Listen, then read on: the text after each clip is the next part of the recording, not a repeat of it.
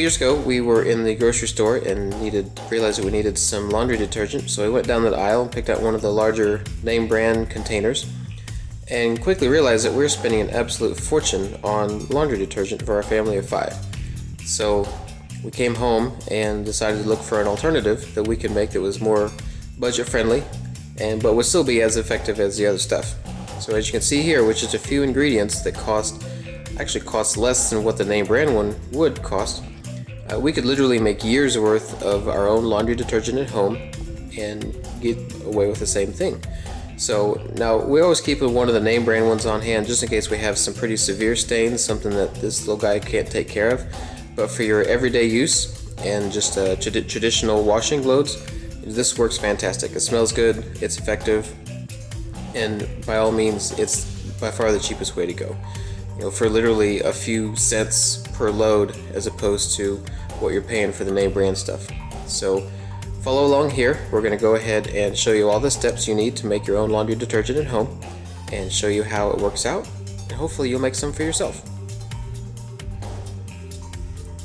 Okay, the first step in this process is taking a bar of soap. We use fels-naptha. There's probably some better ones out there, to be honest. This one is pretty readily available, and it only costs, it's very minimal when you buy it in the store. So if you're going for completely all natural, I would recommend probably a couple different brands. But if you're looking for something that's cheap, accessible, and still does a pretty good job, and smells really good, I would recommend this one. So you can use a cheese grater, or this stuff is so soft you can pretty much just, carve it with a knife. So basically we're just going to make little pieces of soap.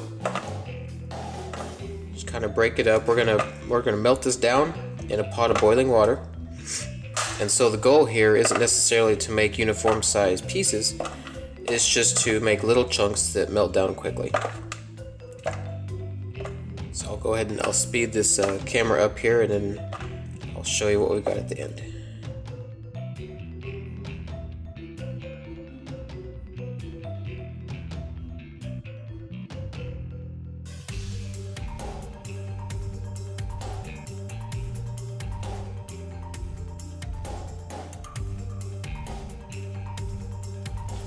Okay, and here we are. We have several just small pieces of soap that we've carved up, and we're going to have a pot of water that is not quite boiling, but pretty hot enough to melt all this soap. And we're going to go ahead and just dump them in there, a few pieces at a time while we're stirring, and it'll make a soapy solution that'll be used for our detergent later. Alright, now once you've got your water heated, but not to the point of boiling, go ahead and take a few of your strips of soap and just sprinkle them in there.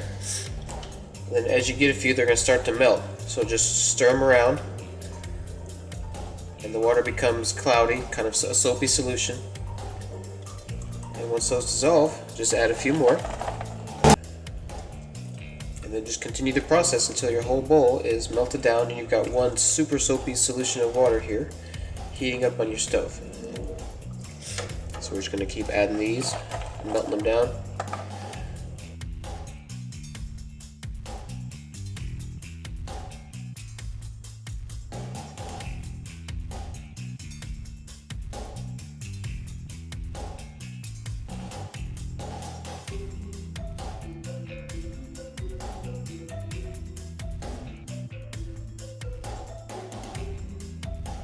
Okay, and then once they're all in there, just continue to stir until you see no more big pieces of soap. And once it's all melted down, we're going to go ahead and transfer this over to the 5-gallon bucket and finish making our detergent.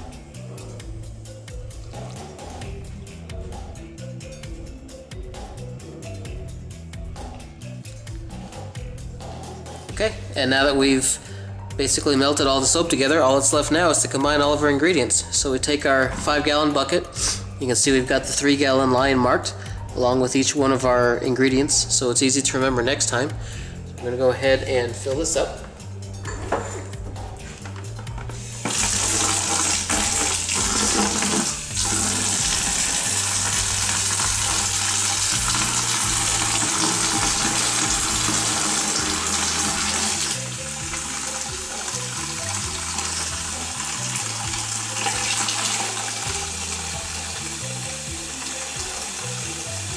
And And while it's filling, we're going to go ahead and add the other ingredients.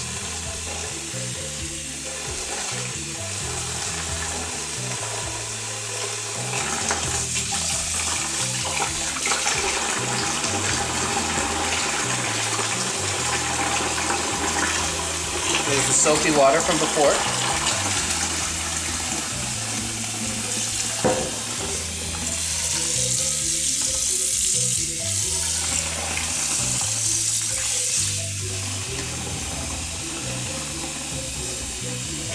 We're going to take 1 cup of the washing soda, sprinkle it in.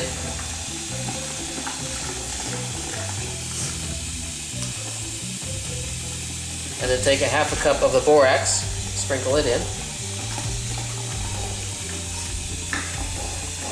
And we're using hot water here. Basically, we're just going to mix the ingredients while we're filling it up. You see the water's getting a little bit closer to the 3-gallon line. And we're using hot water here. It probably generates a better reaction for the ingredients and mixing together. So make sure you're not using cold water.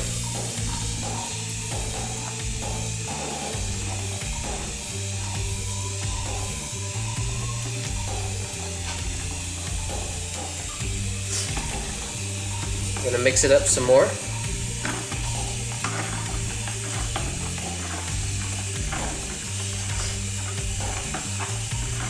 And we're actually going to go just a hair above that 3-gallon line.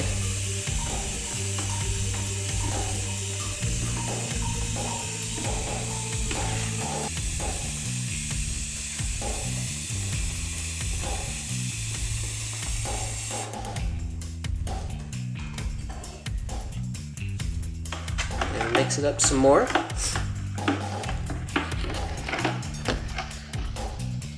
And what you have here is just a very soapy, sudsy solution. We're going to go ahead and put a lid on this after we're done mixing it. Let it sit overnight. And when it comes back, it's going to be it'll be a thick layer of gel on top. And we'll go over that process once it cools off. So put a lid on it, let it sit overnight, and we'll come right back. Alright, and here we are back. We're about 24 hours later. We've got our bucket here filled with our soapy solution detergent, and we've got a couple of tools of the trade. I've got 3 smaller containers and then 1 larger one. And we're probably going to fill all these 4 plus a little bit extra we have in a much larger container in the utility closet, but this will pretty much get us started. And then we've got a spatula, stirring stick, and of course a funnel. So if you look here, we'll open this guy up, and looks like it's just a sudsy, soapy solution, but if you poke at it, you'll see that it's just a jelly, kind of a mushy texture. And that's because most of the borax and the soap actually could combine together to form a layer on top. So you gotta kind of get down in there, and you'll see that it kind of starts to break apart. So it's not pleasant. It's a little jelly, I guess, so to speak. And that's why I've got the spatula with the holes in it, because it seems to break it up a little easier. But we're just going to go through and mix this up and kind of form a consistent solution. And you can see it's already breaking up pretty easy, mixing with that water there. So go ahead and stir this up really good and make it a good, nice solution. And then just use your funnel to pour it into your individual containers, and you're done. When you're ready to use it, go ahead and shake your container pretty thoroughly, because it does like to settle again in between uses. But this is a very cost-effective, cheap, very clean smelling way of making your home laundry detergent. Probably costs literally just a few cents per load when you do it this way. Now again, if you have serious grass stains or you spilled spaghetti sauce on you, you're probably going to want something a little bit stronger. But for just run-of-the-mill everyday loads of laundry, you just want a nice clean smelling result, this is definitely the way to go. So hope you enjoyed it, and I hope yours turns out great too.